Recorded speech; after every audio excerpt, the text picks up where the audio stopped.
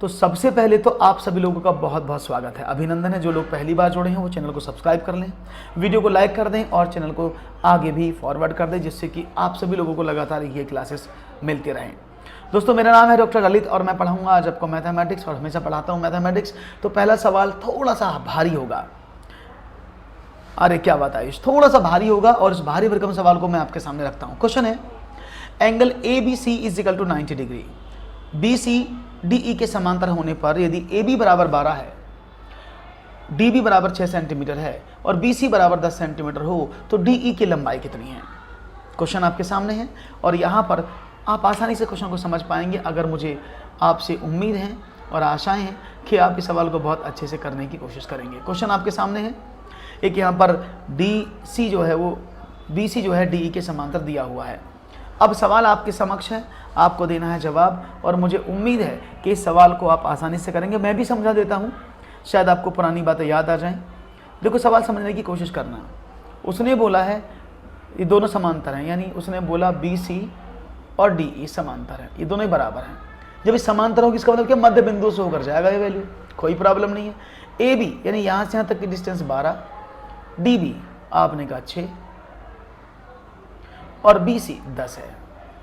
ये आपके सामने उसने बोला है, तो डी ई की लंबाई बताओ, यहाँ से यहाँ तक की लंबाई क्या है। तो शायद इस सवाल को आप आसानी से कर पाएं। और अगर आपको याद हो कि अगर ये 90 डिग्री का है और ये इसके मध्य बिंदु पर समांतर जाता है, तो मध्य बिंदु होते हैं, तो एक त्रिभुज को उसके मध्य बिंदुओं पर जब एक रेखा खींची जाती है उनके समांतर होती है, पैरेलल होती है, और वो पैरेलल लाइन हमेशा दो थेल्स प्रमेय के साथ प्रूफ होती है, जिसको बोलते हैं आप क्या, दैट इज सर्वांगसम, कॉन्ग्रुएंसी। और कॉन्ग्रुएंसी के अकॉर्डिंग इसकी प्रॉपर्टी क्या बनेगी, इसका मतलब क्या है कि A C B, triangle A C B और ट्रायंगल ए ई डी दोनों क्या हैं, सर्वांगसम हैं। और सर्वांगसम की प्रॉपर्टी तो आप जानते हैं क्या होती है कि अगर मैं बोलूं तो A B upon A D is equal to B C upon D E, यही तो होता है सर्वांगसम। अगर हम सर्वांगसमता की बात करते हैं थेल्स में यही तो है कि A B upon A D बराबर B C upon D E होना चाहिए। अब आपको ए बी तो पता है, ए बी कितना है 12, आपको ए डी कितना है। अब देखो ए डी, ए से बी तक 12, बी से डी तक 6, अगर मैं यहां से यहां तक की लंबाई निकालूं तो 18 हो गई ना। इजिकल टू बी सी कितना है, आपने कहा 10, और आपसे डी ई की लंबाई पूछ रहा था। हाँ, मैं पहुंच गया मनोहर। तो क्या हुआ, आपने कहा D E is equal to 10 multiply by 18 upon 12। अब इसको 6 से काटे, 6 दूनी 12, 6 ती 18, 2 से काटे 5 तिया 15। तो क्या होना चाहिए आंसर, तो राइट ऑप्शन क्या है, तो डी ई की लंबाई कितनी हो गई, 15 सेंटीमीटर। तो आपको सर्वांग समता समझ में आई, क्या होती है सर्वांग समता, आपको कॉन्ग्रुएंसी समझ में आई, क्या थेल्स प्रमेय होती है ये भी समझ में आया, और कैसे सवाल को करते हैं ये भी आपको समझ में आया होगा। इसमें आप ऐसे भी कर सकते हैं कि A B upon A D बराबर ए ई अपॉन ए सी भी होता है। हाँ, सफ़र अच्छा रहा। इट्स 15, ऑप्शन नंबर 2, बहुत बढ़िया जवाब मिला है मुझे कादम्बनी। एक और सवाल, चलो आसान लेते हैं। एक 38 मीटर लंबे तथा 32 मीटर चौड़े आयताकार क्षेत्र के अंदर की ओर चारों तरफ एक समान चौड़ाई वाला एक पथ बनाया गया है। यदि पथ का क्षेत्रफल 600 मीटर स्क्वायर हो तो पथ की चौड़ाई क्या होगी। सवाल को समझना, सवाल थोड़ा सा घुमा दिया गया है। जो पहले सवाल हम पूछते थे वहां पर आप पथ का एरिया निकालते थे कि उस पथ का एरिया क्या है, यहां पर ऑलरेडी उस पथ का एरिया दिया हुआ है। अब आपको बताना है कि उस पथ की चौड़ाई क्या है। सवाल ऐसे है, एक मैं इसका चित्र बना देता हूं जिससे आपको समझ में आ जाए। ये एक ऐसे एक आयताकार 38 मीटर लंबा और 32 मीटर चौड़ा क्षेत्र है। उसके अंदर की तरफ, अब अंदर की तरफ बात हो रही है तो मैं कलर चेंज करके दिखा देता हूं। इसके अंदर की तरफ एक ये ऐसे समान चौड़ाई वाला रास्ता है, तो अंदर का वृत्त ये बना। उसने कहा तो इस पथ की चौड़ाई, ये वाली लंबाई, ये वाली पूछी, ये कितनी है। समझ में आ रहा है क्वेश्चन, आसानी से समझ में आ रहा होगा। इसकी चौड़ाई पूछी है। अब देखो, अब तक हमें क्या पता होता था पुराने क्वेश्चंस में कि 38 और 32 हमें देता था, वो कहता था 2 मीटर चौड़ा रास्ता है, 5 मीटर चौड़ा रास्ता जो अंदर की तरफ है, बाहर की तरफ है, तो उस रास्ते का क्षेत्रफल बताओ। तो यहाँ अपोजिट कर दिया।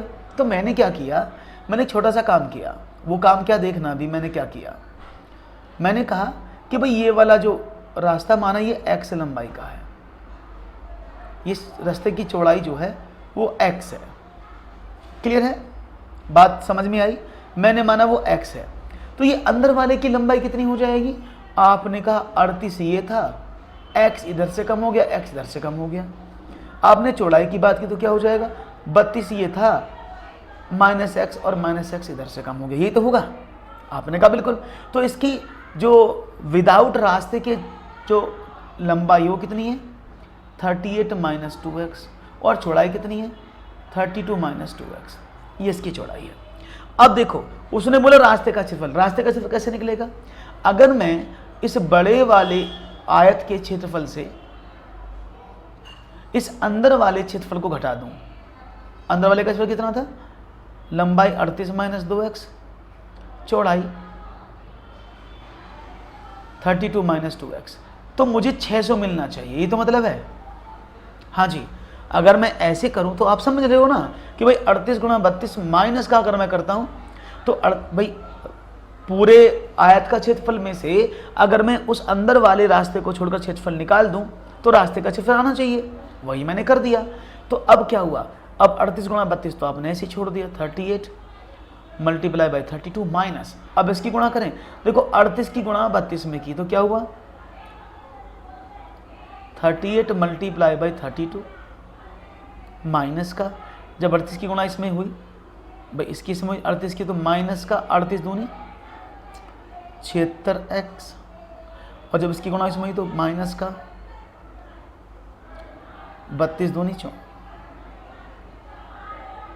64x, और प्लस का 4x² बराबर 600। यही होगा ना भैया, बात समझ में? नमस्कार नमस्कार नमस्कार सभी को मेरे प्यार भरा नमस्कार। अब मैं इधर कर देता हूँ।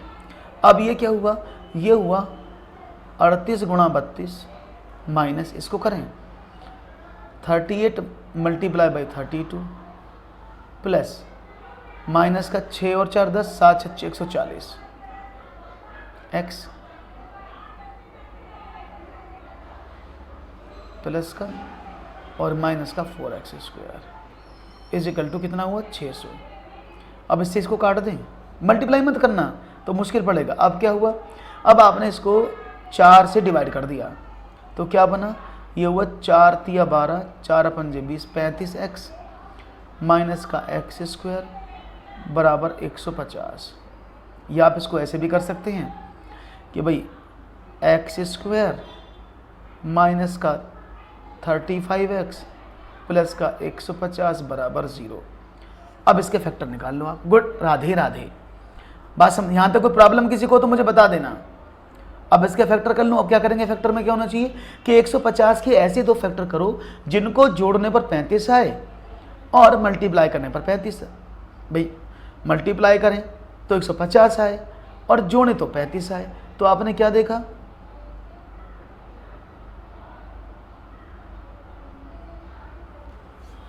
अर्पित जी कोई बात नहीं है, वो देखो सबकी इच्छा है, वो सबकी इच्छा है कि वो कहाँ जाना चाहता है ना। चलो अगर मैं बात करूँ 30 और 5 की, 30 × 5 = 150 और 30 और 5 35, तो मैं इसको लिख सकता हूँ ऐसे यहाँ पर, इधर आपने कहा लिख दो।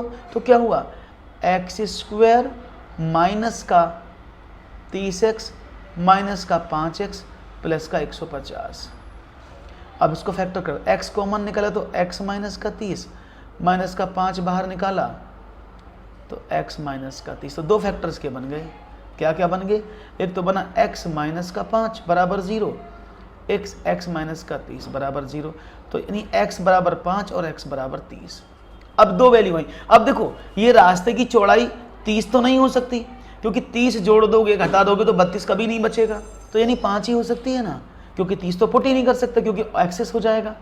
तो यानी रास्ते की चौड़ाई 5 मीटर है। बात समझ में आई। सवाल थोड़ा सा टिपिकल हो सकता है, लेंथी हो सकता है, लेकिन समझने की कोशिश करना तो आपको आसानी से सवाल समझ में आ जाएगा। Is it clear now? सबको समझ में आ गया होगा सवाल, कोई प्रॉब्लम नहीं होनी चाहिए मेरे हिसाब से। तो क्लियर है भैया, समझ में आया हाँ के ना? Yes, okay. तो मैं आगे बढ़ूं, वेरी गुड। एक और सवाल आपकी स्क्रीन पर, चलो ये रहा। 3 भिन्नों का योग 2 सही 11/24 है। सबसे बड़ी भिन्न को सबसे छोटी भिन्न से भाग देने पर 7/6 प्राप्त होता है, जबकि बीच वाली भिन्न से 1/3 अधिक है। जो कि बीच वाली भिन्न से 1/3 अधिक है। ये भिन्न कौन सी हैं?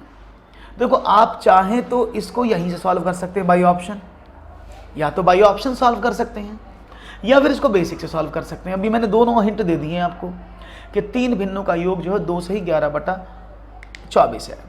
अब देखते हैं आपका जवाब मुझे क्या मिलता है। तो आपको तीनों भिन्न, जब ऐसे सवाल मिल जाते तो समझ लेना बल्ले बल्ले हो जाती है आप लोगों की, क्योंकि ऐसे सवाल आप आसानी से कर पाते हैं। तो देखते हैं आपका जवाब क्या मिलता है। इनमें से कौन सा सवाल का जवाब देने की कोशिश करेंगे आप? क्वेश्चन आपके सामने है। अब देखो, या तो आप इन तीनों को शॉर्टकट इनको जोड़ लो, क्योंकि तीनों का योग 2 सही 11/24 आना चाहिए। इन तीनों को जोड़ दें। आपने कहा 3/5 प्लस 4/7 प्लस 2/3। अब देखो इसका एलसीएम कितना, 7 अपन से 35 और 35 दिया 105। 105 इसका एलसीएम आया। अब 105 से तो 24 नहीं बनेगा किसी भी, क्योंकि 105 का तो कोई मल्टीपल 24 नहीं होता है। चलाता हूं अर्पित, तो ये तो गलत हो गया। इसको देखते हैं। इसको देखिए 7/8 प्लस 5/6 प्लस 3/4। ओके, अब देखो इसका एलसीएम 24 आ गया। सवाल बन गया मेरा तो। 8 × 24 7 × 21 6 × 24 4 × 5 20 4 × 24 6 × 18 कितना हुआ? 20 और 20 40 10 50, ये हो गया आपका 59/24। 24 दूनी 48 11/24। तो ये तो शॉर्टकट था कि भाई ऑप्शन आप इसको कर सकते थे, भाई ऑप्शन इसको कर सकते हैं, आपको कुछ नहीं करना पड़ा। आपको पता है उसने 3 भिन्न दिए, उसने शुरू में बोल दिया, स्टार्टिंग में बोला इनका योग इतना है, तो योग प्राप्त करने के लिए आपने आसानी से काम कर दिया। अर्पित भाई बताता हूं, बात समझ में आ गई? कोई प्रॉब्लम तो नहीं किसी को? हाँ कि ना? यस के नो? Okay great. अब इसको अगर बेसिक से करना चाहते तो आपको थोड़ा सा मेहनत करना पड़ता, वो बेसिक से भी बता देता हूं। अगर आप इसको बेसिक से करेंगे, हमने क्या माना कि माना हमने 3 भिन्न है। कौन कौन सी? हमने माना भिन्न x, y और z 3 भिन्न है। प्रॉपर्टी के अकॉर्डिंग उसने क्या बोला है? उसने बोला है कि भाई बड़ी भिन्न को छोटी भिन्न से भाग देने पर, मैंने बड़ी भिन्न ये माना है, छोटी भिन्न ये माना है, एक क्रम से मानी गई हैं सब, ये ऐसे हैं। तो उसने बोला x/z किया जाए तो क्या होता है? उसका वैल्यू 7/6 प्राप्त होता है। Equation number 1। ठीक है, दूसरे की बात करते हैं। उसने दूसरे कंडीशन में क्या बोला है कि अगर आप बात करें दूसरी भिन्न की, तो अब हम बात करते हैं कि जो कि दूसरी भिन्न से कितना कम है। आपने कहा कितना कम है? 1/3 कम है। तो अब यहाँ से x का वैल्यू भी निकाल सकते हैं। x इजिकल टू क्या हो जाएगा? आपने कहा 7/6 इंटू z, है ना? अब ये बात तो समझ में आई। उसने बोला जो कि बीच वाली भिन्न से 1/3 अधिक है, तो आप इसको ऐसे लिख सकते हैं। बीच वाली भिन्न तो y थी, y इजिकल टू 7/6 माइनस का 1/3। अब क्या हुआ? आपने कहा सर ये आ गया 5/6। ओके, ये आ गया 5/6। अब आपका सवाल बेसिक से आ रहा। अब क्या हुआ? आपको सारी वैल्यू मिल गई। अगर मैं तीनों को जोड़ूं तो कितना आना चाहिए था? तीनों को जोड़ने पर x plus y plus z is equal to 2 सही 11/24। अब तीनों भिन्न आपकी क्या निकाली? एक तो निकाली आपने 7/6, सबको जोड़ दें तो आपने कहा ओके 7z/6 प्लस y का वैल्यू मैंने निकाला अभी कितना? 5/6 प्लस z। अब भी वही करना पड़ेगा आपको। अब आप यहां से भिन्न निकालेंगे तब z का वैल्यू निकलेगा, तो ये बहुत टिपिकल हो जाएगा, है ना? ठीक है ना? क्लियर है? तो आप जो है इस वाले सवाल को इस तरह से करेंगे, टाइम लगेगा, तो हम क्या करेंगे इससे कर। अब आपको देखो यहाँ पर z का वैल्यू निकल आएगा। अब z का निकलेगा, z का वैल्यू यहाँ पुट कर देंगे तो x का वैल्यू आ जाएगा। y का वैल्यू निकल ही आया 5/6। तो देखो y का वैल्यू वैसे भी 5/6 सिर्फ इसी में था। ओके, एक और सवाल चलो। दो संख्याओं का एलसीएम उनके मैसे का 12 गुना है। मैसे और लैसे का योग 403 है। यदि उनमें से एक संख्या 93 है तो दूसरी संख्या क्या है, ये आपको बताना है। तो मैं चाहूँगा जवाब मिलेगा मुझे तेज़ी के साथ। सिंपल सवाल है, उम्मीद करेंगे आपका जवाब तेज़ी से मिलेगा और आप अच्छे से सवाल करने की कोशिश करेंगे। Great, okay.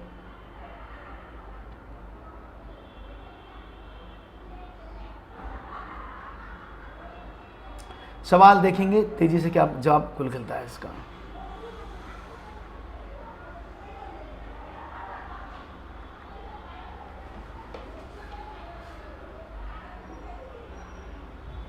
ओके, तो जवाब मिलने लगे हैं आप लोगों के भैया, और जवाब पर तो आप लाजवाब हैं। मुझे पता है हमेशा आपके जवाब हमेशा लाजवाब होते हैं। और यहाँ पर बच्चा करवा दूंगा, डोंट वरी मनोहर, सारे करवा दूंगा, चिंता ना करें। सीटेट के सारे प्रीवियस करवा दूंगा, चिंता ना करो। पहले इसको समझ लो, सीटेट बहुत बाद में, पहले यूपी टेट है। दो संख्याओं का एलसीएम उनके एचसीएफ का 12 गुना है। मैसे और लैसे का योग इतना दिया है, यदि उनमें से एक संख्या 93 है तो दूसरी संख्या क्या होगी। देखो सवाल थोड़ा सा लॉजिकल बनाए गए, बाकी तो कोई प्रॉब्लम नहीं है, सवाल बस थोड़े से लॉजिकल है। मैं भी इसको करा देता हूँ, डोंट वरी। और यहाँ पर ए ऑप्शन मिला है, थोड़ा सा मुझे गलत लग रहा है, चलो देखते हैं। मैंने एलसीएम और एचसीएफ दिया है, मैंने माना चलो एचसीएफ है और ये एलसीएम है। अगर उनका मैं से का 12, अगर उनका एचसीएफ x है तो एलसीएम कितना हो जाएगा 12x। देखो अगर मैं आपसे बात करूं, उनका एचसीएफ x है, उसने बोला ना उनका एलसीएम उनके एचसीएफ का 12 गुना है, तो एचसीएफ अगर हम x कर लें तो एलसीएम तो 12x हो गया ना। आपने कहा बिल्कुल हो गया। उसने आगे क्या कहा, उसने कहा इन दोनों का टोटल 403 है, तो मैं x और 12x एलसीएम और एचसीएफ को जोड़ूं तो 403 आना चाहिए, यानी 13x इज इक्वल टू 403। तो x क्या हो जाएगा 403/13, 13 3 39, 13 एकम 13, 31। तो x का वैल्यू 31 आया, यानी उसका एचसीएफ जो है 31 है। और तो एलसीएम कितना हुआ 12 गुणा 31, तो 12 एकम 12 3 36 और 1 37, 372। अब आपको पता लग गया एलसीएम कितना है, आपने कहा 372। एचसीएफ कितना है आपको पता लगा, दैट इज 31। यही तो हुआ है, दो चीज समझ में आ गई। अब क्या हुआ, अब आपको पता है उसने बोला है अगर एक संख्या 93 थे, दूसरी संख्या क्या है शायद सबको पता है ना, पहली संख्या गुणा दूसरी संख्या बराबर एलसीएम इंटू एचसीएफ होता है। अब एक संख्या तो आपको पता 93 है, बी का वैल्यू पूछ रहा है, एलसीएम आपको पता है 372 है, एचसीएफ अपने 31 निकाला है, तो b is equal to what 93, that is 3। तो 3 एकम 3, 3 दूनी 6, 3 चौक 12, 124। तो राइट ऑप्शन क्या है 124। आसान था, समझ में आ गया होगा, कोई प्रॉब्लम तो नहीं है किसी को। मेरी तरफ मुझे लगता है कोई प्रॉब्लम तो नहीं होगी, ऐसा मुझे विश्वास है कि प्रॉब्लम में तो आप नहीं होंगे और क्वेश्चन को आसानी से कर रहे होंगे, है ना, क्लियर है ना, वेरी गुड। थोड़े से बड़े सवाल हो सकते हैं लेकिन ये आपको पढ़ने पड़ेंगे क्योंकि एग्जाम का लेवल थोड़ा सा ऊपर हो सकता है। So don't worry, it may be possible कि आपको इस तरह के सवाल मिले क्योंकि सीधे सीधे सवाल करना आप सीख चुके हैं। हालांकि मैं आगे और भी सीधे सीधे सवाल लूंगा, डोंट वरी। अच्छा जवाब मुझे आपकी तरफ से मिल रहा है। एक और सवाल लेते हैं, चलिए रहा। 3 संख्याएं हैं 54, 90 और x के एलसीएम व एचसीएफ लैस है और मैस है, क्रम से 1890 और 18 हैं। तो आपको x का मान बताना है। सवाल आपके सामने है, चाहेंगे जवाब मिलेगा और हमें आपसे उम्मीदें हैं काफ़ी। क्वेश्चन आपके सामने लिखा हुआ है, सिंपल सवाल है और उम्मीद से भरा सवाल है। सिंपल आप उसको करने की कोशिश करेंगे और देखूंगा जवाब क्या मिलेगा। ऑप्शन आपके सामने लिखे हुए हैं, 3 संख्या हैं 54, 90 और x, उनके एलसीएम और एचसीएफ, यानी इन तीनों का एलसीएम 1890 और एचसीएफ 18 है। अच्छे क्वेश्चन अर्पित जी, शुक्रिया। तो मैं चाहूंगा find the value of 3 numbers. यहाँ को आपको एलसीएम है, ये it is LCM and HCF, इसको लिख लीजिएगा, एलसीएम एंड एचसीएफ आपको दिए हैं। तो आपको x का वैल्यू बताना क्या होगा। देखो अब तक आपको और तरह के सवालों को थोड़ा सा मोल्ड किया गया है, सवाल वही है। आपको एलसीएम पता है, आपको एचसीएफ पता है, आपको 2 संख्याएं पता है, तीसरी संख्या निकालनी है। चलो मैं इनको बता देता हूं आपको एक बार और समझा देता हूं जिससे कि आपको समझ में आ जाए सवाल, नहीं तो आप प्रॉब्लम करोगे और शायद आपको गलती भी के चांसेस मिलेंगे। आप भी कर सकते हैं, देखो अगर मैं बात बोलूं कि भाई उनका HCF 18 है, तो इसका पहले मीनिंग समझो, 18 का मीनिंग क्या है। अगर किन्हीं संख्याओं का HCF 18 होता है तो मतलब वो सारी संख्या 18 की मल्टीपल होंगी, ये तो आप सब जानते हैं ना। अगर उन तीनों का HCF 18 है तो मतलब वो संख्या 18 से कटेंगी। तो जैसे 18 से 54 कटता है, 18 से 90 कटता है, तो ये भी तो x भी तो 18 का मल्टीपल होगा ना। तो मैंने माना कि जो इनकी जो मेरी संख्या थी वो क्या है, वो 18 है, तो x मैंने 18a माना क्योंकि a इसका मल्टीपल है। ठीक है, बात समझ में आ गई। अब आपके सामने सवाल क्या था, आपको बताना था कि इनका एलसीएम कितना है। चलो लिखते हैं 54, 90 और 18a का एलसीएम कितना होगा। आप उसने बोला है 1890 ऑलरेडी गिवन है ना। तो चलो हम इसको देखते हैं सवाल को, और अब यहाँ पर सवाल करने की कोशिश करते हैं। यानी अगर मैं इसके फैक्टर करूँ, अब अगर मैं इसका HCF निकालूँ तो क्या करेंगे भाई, इसको फैक्टर करके देखें जरा, मुझे एलसीएम बताओ क्या आएगा। चलो इधर निकालते हैं 54, 90 और 18 2 से काटे 27 बार, 45 बार, 9 बार, यही तो हुआ। अगर आप जब बात करेंगे ये तो होगा, इसके अलावा तो कुछ नहीं होगा ना। 3 से काटते हैं, 3 नाम 27, 15 3 45 और 3 3 9 अब आपने इसको फिर 3 से काटा तो क्या बचा, आपने कहा सर 3 3 9, 3 अपन 15, 3 एकम 3 अब आपने 3 से डिवाइड कर दिया, 1 5 और अब आपने इसको 5 से डिवाइड कर दिया। अब ये आपका अब a से डिवाइड कर दें तो क्या बना, इनका एलसीएम क्या है, ये आया। लिख दूं मैं इसको 2 multiply by 3 multiply by 3 multiply by 3 multiply by 5 multiply by a is equal to 1890 है। तो आपने a का वैल्यू निकाल दिया, क्या होगा 1890 upon 2 multiply by 3 multiply by 3 multiply by 3 multiply by 5, यही तो हुआ। अब a का वैल्यू निकाले तो क्या होगा, इसको डिवाइड कर दो जरा, कितना आएगा। तो देखते हैं आपका जवाब कितना मिलता है। 5 से काटें, 5 3 15 बचे 3, 5 7 35, 4 5 8 40, 9 से काट देते हैं, 9 चौक 36, 9 दूनी 18, 6 से काट 6 7 42, तो a बराबर 7। तो यानी जो वैल्यू है वो 7 है, और वैल्यू क्या थी 18a, x का वैल्यू तो 18a था ना, a का वैल्यू 7 है। 18 गुणा 7 बराबर 126। तो राइट ऑप्शन क्या होना चाहिए, इट्स 126। क्लियर है, सब ने निकाला है, बहुत अच्छा। तो मुझे दीपक, अर्पित, टीनू, कादम्बनी सब लोगों ने अच्छे से आंसर दिए हैं। 126 इसका सही जवाब था, काफ़ी अच्छी तरीके से जवाब दिया है, दैट्स नाइस। तो अब आगे बढ़ें एक सवाल की ओर, देखते हैं और जानते हैं एक और सवाल आपके स्क्रीन पर क्या कहता है। अच्छा सवाल है, इसको भी करने की, बच्चों वाला सवाल, इसको तो कर देंगे। क्वेश्चन है, वह सबसे छोटी संख्या जिसे 680,621 में जोड़ने पर योगफल एक पूर्ण वर्ग संख्या आए क्या होगा। 4 5 6 8। The smallest number which when added to 6,80,621 gives the sum of a perfect square. देखो इसको मैं आपको ट्रिक से बताऊंगा, आप पहले इसको कर लो अपने तरीके से, फिर मैं इसको ट्रिक से भी बताऊंगा कि आप इस सवाल को कैसे कर सकते हैं। तो ये आपको जानना ज़रूरी है जिससे कि आपका जवाब आसानी से समझ में आ जाए, ठीक है ना। इसको समझने के लिए आपको कुछ एनालिसिस जाननी होगी, तभी आप इस सवाल को जान पाएंगे।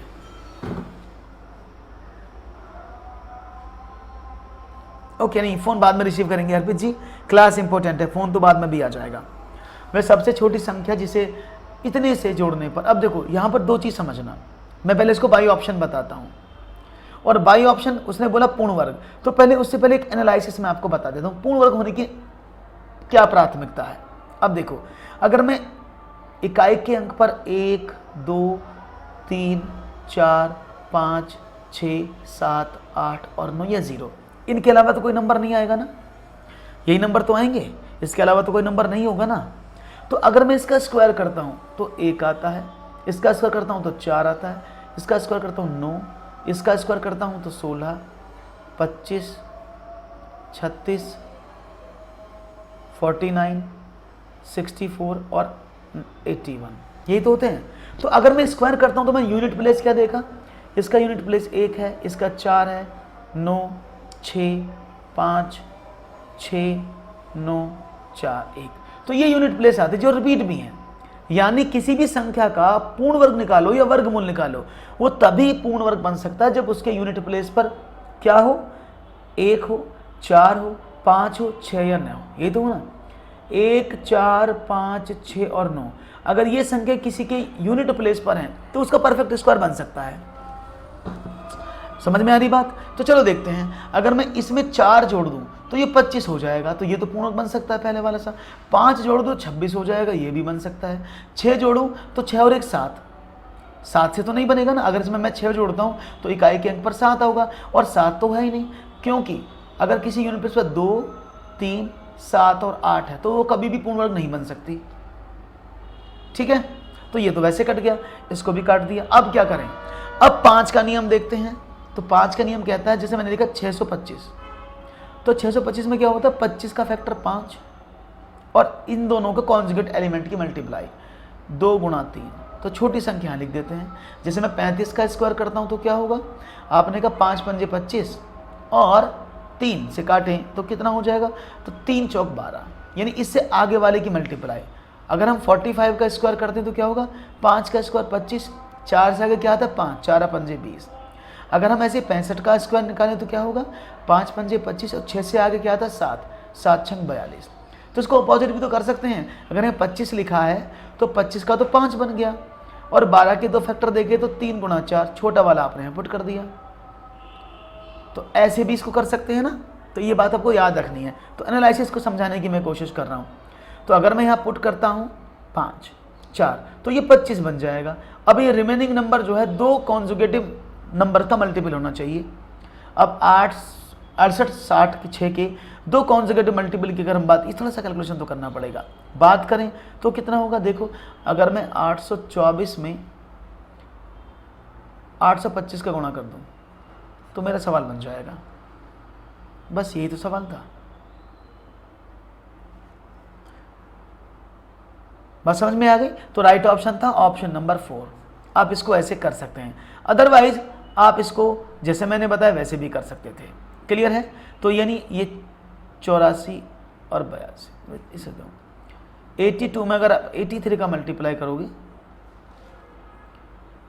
तो ये आपका आंसर आ जाएगा। तो 82 आप यहाँ पर लिख सकते हो। तो राइट ऑप्शन 85। तो राइट ऑप्शन है ए। हालांकि आप इसको ऐसे ही पहचान लेते 25 से ही, 25 से पूर्ण वर्ग बन जाएगा। तो राइट ऑप्शन था ऑप्शन नंबर ए। अदरवाइज आप इसको कैलकुलेट भी कर सकते हैं। मैं कैलकुलेट करके भी बता देता हूँ। तरीका नंबर 1 क्या है उसको भी समझ लो। अगर ये आपको टफ लग रहा हो तो मैं दूसरा तरीका बता देता हूँ। आप इसका वर्गमूल निकाल लो, क्योंकि पूर्ण वर्ग पूछा है ना उसने। तो 680621 का अगर हम वर्गमूल निकालें तो क्या होगा, आपने कहा जोड़े बन गए ऐसे। तो आपने कहा सबसे पहले 8 से जाएगा, 8 8 64, कितना बचा 4, 8 + 8 16, आपने जोड़ा उतारा 6 का। अब 16 चौके 16 3 48, 3 बार 2 बार जाएगा ये तो 16 दूनी 32 होते हैं ना। तो 2 दूनी 4, 2 छिक्का 12, 2 एकम 2 और 3। तो 6 में से 4 गए 2, 10 में से 2 गए 8, और यहाँ हो गया आपका 2 164। अब आपने ऊपर से उतारा 21। अब यहाँ पर आपको क्या पुट करना है, अगर मैं यहाँ पर पुट करता हूँ 4, 16 चौका 64, तो ये 4 बार जाएगा। अब 4 बार जाने के बाद देखें तो कितना हुआ, आपने कहा 4 चौक 16, तो ये होगा 6576 रहना चाहिए ना, इतना चाहिए 6576 बिल्कुल। 1645 आपके यहाँ रिमेनिंग बच जाएगा, जो कि एक्स्ट्रा है ना। तो अब अगर हम यहाँ पर 5 रखते 5 तो कितना होता, आपने कहा इधर दिखाता हूँ, 5 पंजे 25 का 5 का 8 2 2 1, 5 पंजे 25 का 5 का, हासिल लगे 2, 5 चौक 20 और 2 22, हासिल लगा 1 82। तो 4 एक्स्ट्रा, 4 9 का बच रहा है, तो इसमें 4 जोड़ दो। तो आप इसको ऐसे भी कर सकते हैं, ठीक है ना। हाँ मैं बता रहा हूँ, 4 बार करोगे इतना बच जाएगा। तो मैंने 5 बार किया तो मेरा -4 बचा, यानी 4 कम है। अगर इसमें 4 और जुड़ जाता तो पूरा वर्गमूल बन जाता। आप इसको ऐसे भी कर सकते हैं। ऐसे किया हमने तो बहुत बढ़िया। तो मैंने सारे आपको तरीके बता दिए हैं, एनालिसिस भी बता दिया। एक और सवाल, बहुत अच्छा सवाल आपके स्क्रीन पर है। यदि 9 टू दी, मैं लिख दूँ अगर प्रॉब्लम हो तो, ये क्वेश्चन ऐसे 9 to the power n multiply by 3 square multiply by 3 to the power n/2 to the power -2 -27 की पावर n upon 3m multiply by 2 is equal to 1/27 हो तो m माइनस n क्या है? खतरनाक से तो नहीं लग रहा देखने में, ऐसा लगता है कि बहुत खतरनाक सा सवाल लग रहा हो, लेकिन इतने खतरनाक ही होते नहीं, आप इनको आसानी से कर सकते हैं। चलो देखते हैं सवाल का जवाब क्या है, कौन कौन करता है इस सवाल का जवाब। तो जब इस तरह के सवाल आपको मिल जाए ना, तो सबसे पहला काम होता है आप इन सभी प्रश्नों को एक पावर में कन्वर्ट करने की कोशिश करते हैं, तभी सवाल हो पाएगा। तो चलो मैं इसको करवा देता हूँ। देखो 9n है, तो मैं इसको लिख सकता हूँ ऐसे 3n।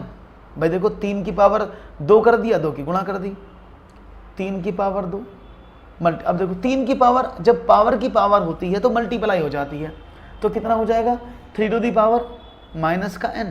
क्यों? देखो अगर मैं 3n/2 में -2 की मल्टीप्लाई करता हूँ तो 2 से 2 कट जाएगा तो -n रह गया ना। -27 को लिख दूँ मैं 3n। कोई प्रॉब्लम तो नहीं किसी को यहाँ तक? हो तो मुझे बता दो। अपॉन 3m मल्टीप्लाई बाई 8 बराबर 1/27। सिर्फ मैंने इतना काम किया है, क्योंकि 3 की पावर जब 9 करोगे तो 9 की पावर 2 की पावर 3 की पावर 2 की पावर n कर सकते, तो ऊपर मल्टीप्लाई हो जाएगा। सिर्फ मैंने इतना लिखा, यहाँ तक किसी को दिक्कत हो तो मुझे बता दो, कोई प्रॉब्लम? अब देखो 3 की पावर एक जैसी आ गई, सबको जोड़ दें तो 3n प्लस 2 माइनस का n। तो मैं इसको क्या लिखूँ, 2n में से n गया तो कितना बचा, 1n, n प्लस 2, यही बचेगा ना, -3n upon 3m multiply by 8। जहाँ जिसको समझ में ना मुझे बता देना, जहाँ जिसको समझ में ना आए मुझे तुरंत बता देना कि सर यहाँ समझ में नहीं आ रहा है। ओके, एक मिनट माफ़ करिएगा दोस्तों, ये माइनस था और ये तो माइनस देखा ही नहीं मैंने, माइनस है, ये प्लस हो जाएगा, इट्स 3n, ठीक है ना, क्योंकि ये प्लस था, ये भी तो पावर माइनस थी, माइनस माइनस प्लस हो जाएगा ना, तो ये 2 प्लस बचेगा। अब ठीक है, ओके, बराबर 1/27। अब क्या करें भाई, अब देखो 3 ऊपर भी है नीचे भी है, तो क्या मैं इस 3 से कुछ, अब देखो इसको क्या लिख सकते हैं अगर हम बात करें इस वाले को, अब 3n प्लस 2 माइनस 3n यहाँ पर लिखा हुआ है। अब सारा सवाल आपके सामने है, तो क्या मैं इसको देखो 3 की पावर n इसमें से कॉमन निकालता हूँ, 3n में यहाँ से कॉमन निकाला तो अंदर क्या बचेगा, आपने कहा 3 का स्क्वायर माइनस का 1, ये 3 की पावर 3m था, इसको क्या कर दें, आपने कहा 9 माइनस 1 लिख दूं मैं, बराबर 1/27। भाई इसको 9 माइनस 1 लिख सकते हैं ना हम। अब देखो ये भी तो 9 माइनस 1 लिखा है, 3 9 माइनस 1, जगह कम है इसलिए बता रहा हूँ भाई, ये भी तो 9 माइनस 1 लिखा है, इससे पूरा कट जाएगा, हाँ कि ना? आपने कहा बिल्कुल कट जाएगा, कटेगा कि नहीं कटेगा? आपने कहा बिल्कुल कटेगा। तो आप आपने क्या देखा, आपको मिला 3n upon 3m is equal to 1/27। कितना बड़ा सवाल था हमारा, कितना सा सवाल हो गया है ना।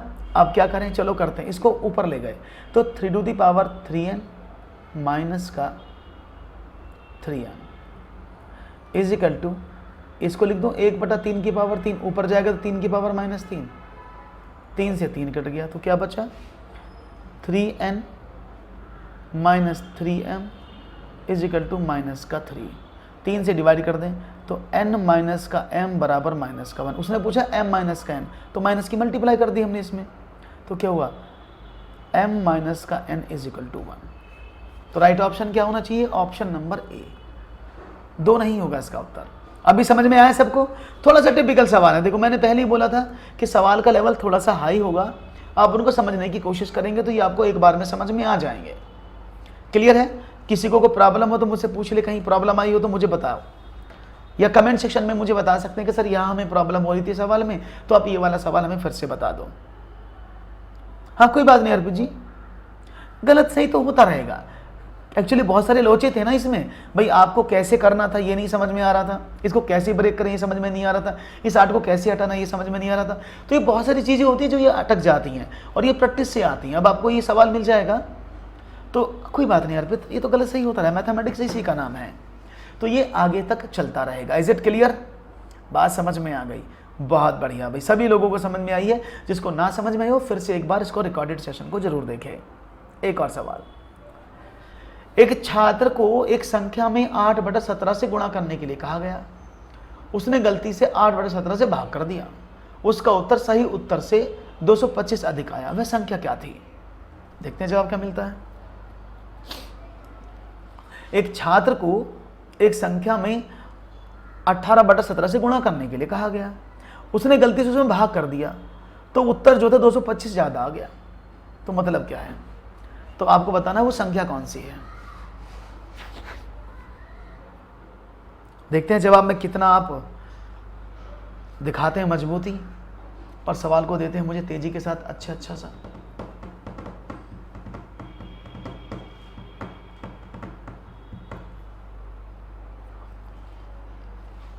चलो मैं बता देता हूं। हमने वो संख्या सपोज x मान ली, उसको बोला गया इसमें 8/17 से गुणा कर दो। पहला स्टेप, गलती उसने क्या की?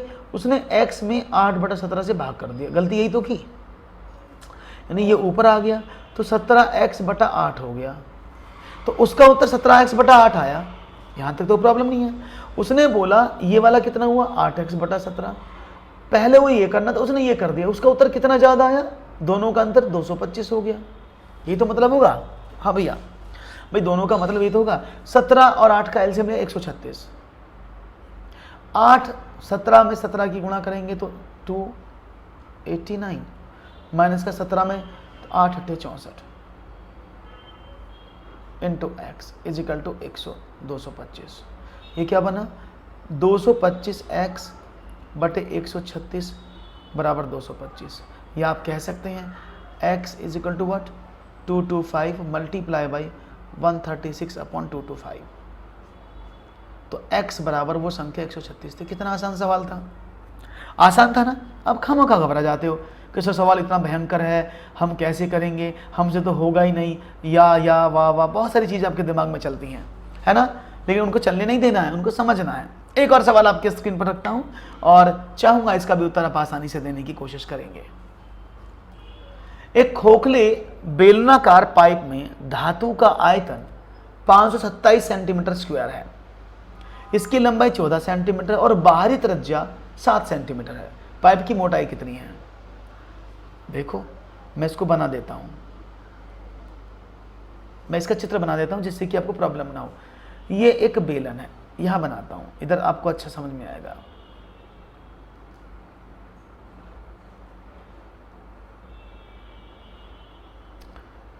ये एक बेलन है, ठीक है ना? उसने कहा एक धातु के गोलनाकार पाइप में धातु का आयतन, अब इसके खोखला है तो खोखला बनाना पड़ेगा मुझे। चलो खोखला भी कर देते हैं इसको।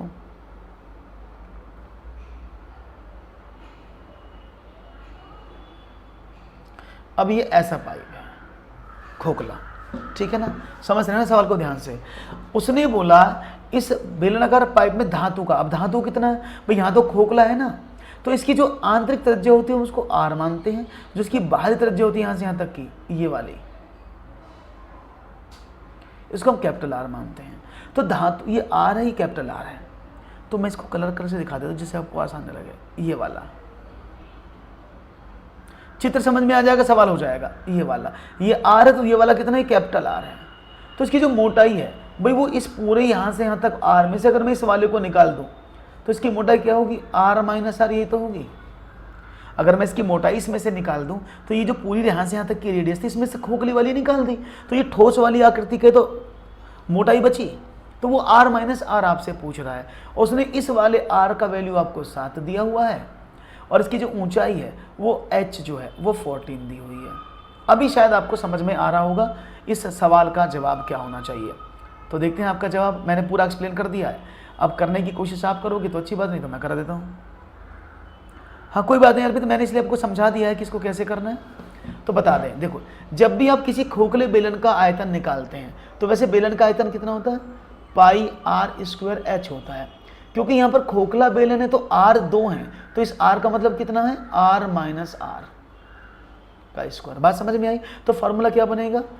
पाई h into r minus r का होल स्क्वायर। ये इसका पूरा टोटल आयतन बनेगा। आपने कहा ओके, बन गया। और ये आर स्क्वायर को ऊपर नहीं करेंगे, माफ करिएगा, आर स्क्वायर तो ये अलग अलग स्क्वायर है ऐसे। इज इक्वल टू कितना आया था ना, आपने कहा 5 2 7। तो pi h r square minus r square, क्योंकि दोनों रेडियस की मोटाई आपको लेनी है, वही उसकी रेडियस मानी जाएगी। तो आपने अब सवाल कर दिया। अब क्या हुआ, आपने कहा पाई का वैल्यू तो 22/7 होता है, एच आपको 14 दिया हुआ है, इस आर का वैल्यू आपको पता है 7 का स्क्वायर, इस आर का वैल्यू नहीं पता छोटे वाले आर का। भाई छोटा वाला आर तो आपको दिया ही नहीं है ना, तो यही तो सवाल है, तभी तो आंसर निकलेगा। इस आर का वैल्यू निकल आएगा तो इसकी मोटाई आ जाएगी, बराबर 5 2 7। अब देखो 7 दूनी 14, इसको उधर भेज दिया तो 22 दूनी 44। तो मैंने देखा 7 क्यूब माइनस का r cube is equal to 5 2 7 upon 22 multiply by 2। ठीक है भैया, जब किसी को दिक्कत आए तो मुझे बता देना, जहाँ पर भी कोई समस्या है तो you can easily call. Okay okay, अब इसको हम सॉल्व करते हैं और देखते हैं हमारा जवाब क्या आता है। तो r square minus r square बराबर कितना, इसको काट कर देखिए कितना बार कटेगा। तो 7 5 27 था, ठीक है, 7 5 12 में से 2 गए 10 नहीं, तो इसको काटते हैं 13 से, 22 दूनी 44 का डिवाइड कर दो सीधा, तो ये 527 ही है ना, सॉरी माफ़ करिएगा दोस्तों, ये उल्टा लिख गया, ये कटेगा ही नहीं, इसको 572 कर लो तब कटेगा, ये 572 कर लें तभी कटेगा, 527 पर नहीं कटेगा। ओके, इट्स 572, ये नहीं तो कटेगा ही नहीं, है ना, उत्तर नहीं मिलेगा, तो उसको 572 कर लीजिएगा। ओके, इसलिए मैं बता रहा हूँ कभी गलती ना कर दें आप लोग। हाँ, ये 572 हो जाएगा, इसको मैं ये उल्टा टाइप में कुछ दिक्कत हो गया है, इसलिए मैं इसको करेक्ट कर देता हूँ, अभी आपको ये दिख जाएगा, डोंट वरी। ओके,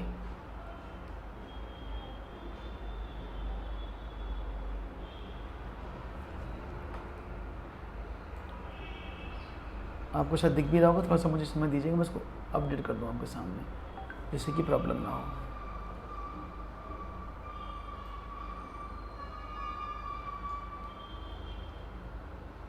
अभी शायद आपको 572 दिख भी रहा होगा। Okay, this is 572। ओके, हाँ, क्योंकि मेरा कट तो है ही नहीं रहे। 572 अब कट जाएगा, देखो इसको अब काटेंगे तो मुझे दिक्कत होती है इसको चलाने में। ओके, अब देखो 2 से 7 5 2 7 और 7, तो 11 से काट दें, तो 11 दूनी 22, 11 से काटें तो 11 पंजे 55 और 11 दूनी 22 और 13 चौके 52। तो 7 cube minus r cube is equal to 50 13। तो भाई आपने देखा इसका वैल्यू कितना हो जाएगा, 7 की गुणा 3 बार करेंगे 343, तो माइनस का आर क्यूब बराबर 13 माइनस का, अगर मैं 7 का क्यूब इसमें से घटा दूँ तो कितना आएगा, आपने कहा कि सर 7 का क्यूब घटा दो तो कितना आएगा, उस स्क्वायर कितना 49, मैं क्यूब क्यों कर रहा हूँ, इसको स्क्वायर है, ये स्क्वायर, तो कितना 49 36, तो माइनस का आर स्क्वायर बराबर माइनस का 36, तो आर बराबर 36 का वर्गमूल बराबर 6। तो यानी आर छोटा वाला 6 है, बड़ा वाला आर 7 है, दोनों का अंतर कितना होगा, आर माइनस आर बराबर मोटाई, 7 माइनस 6 बराबर 1। हाँ, अरे क्या बात अर्पित, थैंक यू वेरी मच अर्पित जी, शुक्रिया। बात समझ में आ गई? तो बिल्कुल आपको इस सवाल को समझ में आना चाहिए कि आखिर वो पूछ क्या रहा है। अगर आपको पता लग जाएगा तो सवाल आसानी से नहीं हो जाएगा, फिर तो कोई प्रॉब्लम ही नहीं होगी। तो भाई आज के 10 सवाल यहीं रोकते हैं, और अगर आपको सेशन अच्छा लगा है तो मुझे ज़रूर बताएं और अपना लाइक और कमेंट जरूर करके जाएं कि आपको सवाल कैसा लगा। फिर नए सेशन में मिलूंगा आपके साथ, नई क्लासेस के साथ इसी समय, तब तक के लिए दीजिएगा इजाज़त। Thank you very much and have a nice day.